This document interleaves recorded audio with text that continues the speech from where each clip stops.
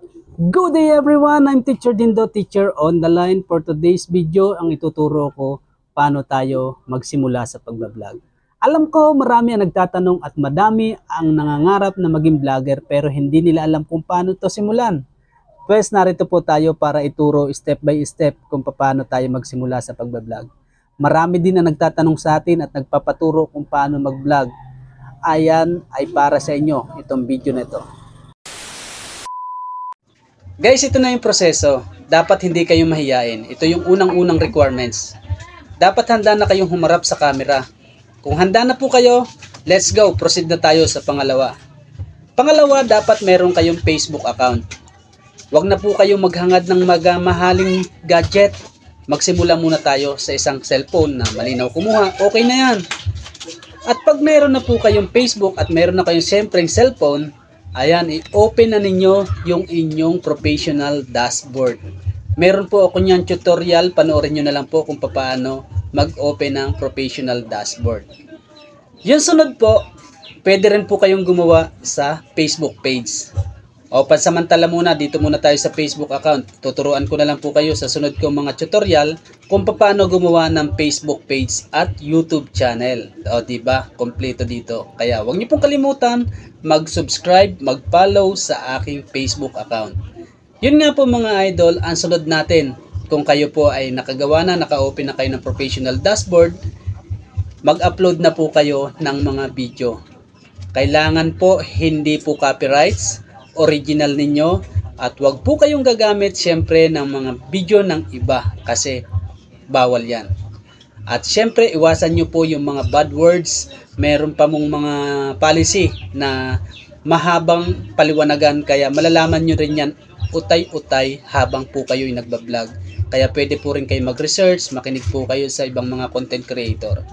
At sunod nyan, pag kayo po ay naka 5,000 followers o 1,000 within consecutive 60 days, pwede na po kayong maimbitahan ng monetization para sa star.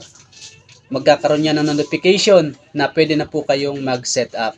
Meron din po ako niyang tutorial kung paano po mag-set up ng star para simulan na ang inyong kitaan.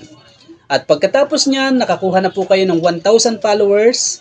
Ang sunod nyo naman target ay ads, stream ads. Ayan. Ang requirements naman po dito, 5,000 followers para po kayo po ay makapag-apply.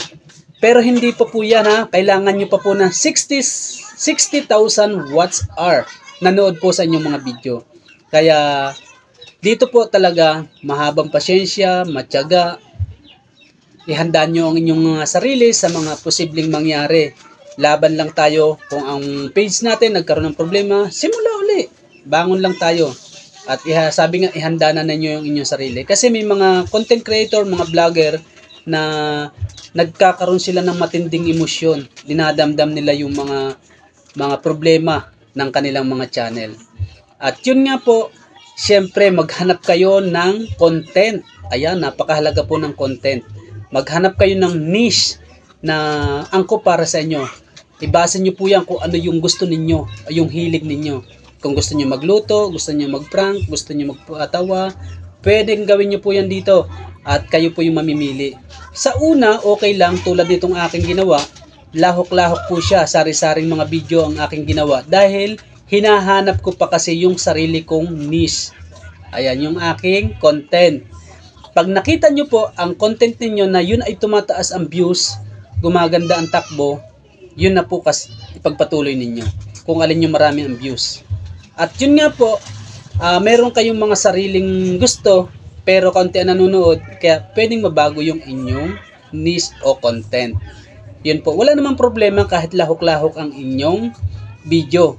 Ang problema lang nga po, hindi naman pala problema, maganda lang po kasi pag may niche kayo, alam na ng tao kung ano yung inyong vlog at susundan na po kanyan at aabangan na yung bawat content ninyo. So, abangan nyo na lang po yung mga susunod kong content. Sana po nakapagbigay tayo ng kaunting kaalaman dito sa aking channel. Kasama Vlog TV ay nagpapasalamat po sa inyong lahat. God bless.